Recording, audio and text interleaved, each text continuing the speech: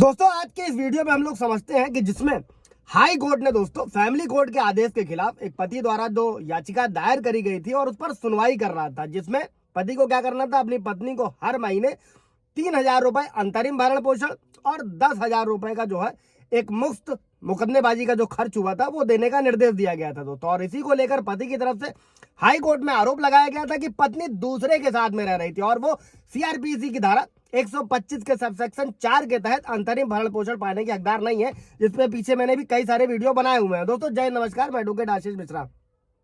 Like कर दीजिएगा, share कर दीजिएगा, सब्सक्राइब कर दीजिएगा ताकि इन्फॉर्मेशन और लोगों को मिल सके। दोस्तों अगर किसी भी तरीके से कोई पति पीड़ित है तो उन्हें भी उनके अधिकार मिल सके, उन्हें उनके हक मिल सके, दोस्तों न्याय मिल सके। दोस्तों अभी केस क्या था, अच्छा हाँ, आप लोगों का अगर कोई सवाल जब होगा तो कमेंट में पूछिएगा, क्लियर कर दिया जाएगा। इसके अलावा अब आप अपॉइंटमेंट भी बुक कर सकते हैं दोस्तों, मेंशन होगा डिस्क्रिप्शन में।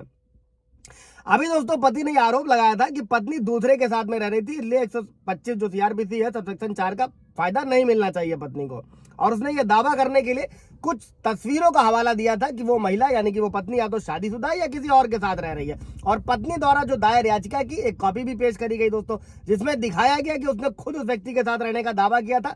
हालांकि पत्नी ने यह तर्क दिया कि अंतरिम भरण पोषण के चरण में दोस्तों जो व्यभिचार की दलील नहीं उठाई जा सकती, और यह भी तर्क दिया गया था कि पति के पास व्यभिचार यानी कि एडल्ट्री को साबित करने के लिए कोई ठोस सबूत नहीं था दोस्तों। और अभी इसी को लेकर दोस्तों हाईकोर्ट ने, पीछे मैंने वीडियो बनाया उसमें हाईकोर्ट ने यह भी कहा है कि जब तक व्यभिचार क्लियर नहीं हो जाता है, एडल्ट्री के आरोप क्लियर नहीं होते, अंतरिम भरण पोषण नहीं बांधा जाना चाहिए। वीडियो देख सकते हैं जाके।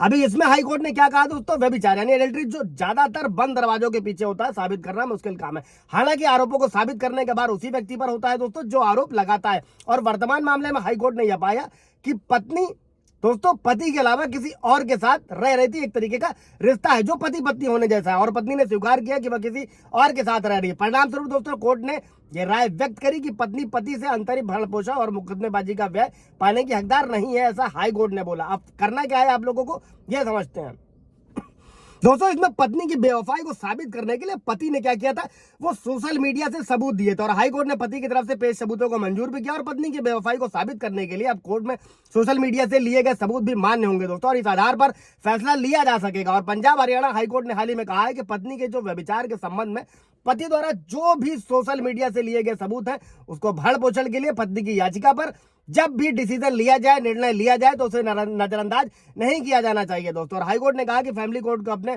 न्यायिक विवेक का भी यूज करना चाहिए, ऐसे सबूतों पर विचार करना चाहिए तब कि वो मामले के फैसले के लिए जरूरी हो दोस्तों। और पत्नी के विचार को साबित करने के लिए पति की तरफ से जो भी सबूत थे सोशल मीडिया के, उसको अंतरिम भरण पोषण और मुकदमेबाजी पर जो खर्च होने का जो चरण, जो डिसीजन चल रहा है, उसमें विचार कर सकता है। और उसमें जज ने यह भी साफ किया कि इस तथ्य पर ध्यान देना होगा कि ऐसी सामग्री भारतीय साक्ष्य अधिनियम के प्रावधानों को पूरा करती है या नहीं करती है। और हाईकोर्ट ने कहा कि वर्तमान में जो आजकल होता है दोस्तों, फेसबुक है, ट्विटर है, इंस्टाग्राम है, व्हाट्सएप है, ये सभी सोशल मीडिया प्लेटफॉर्म है, ऐप है जो बड़े रूप से और खुले तौर पर जुड़ा हुआ। और सिंगल बेंच ने ये कहा कि फोटो, टेक्स्ट कंटेंट के लेन देन सहित जितने भी सोशल नेटवर्किंग से संबंधित फुटप्रिंट हैं दोस्तों, उनको सबूत के लिए अच्छी तरह से मैप किया जा सकता है और अदालतें यानी कि फैमिली कोर्ट इसका संज्ञान ले सकती है। दोस्तों कोई सवाल जवाब होगा कमेंट में पूछिएगा, और बाकी आप अपॉइंटमेंट बुक कर सकते हैं। Thank you.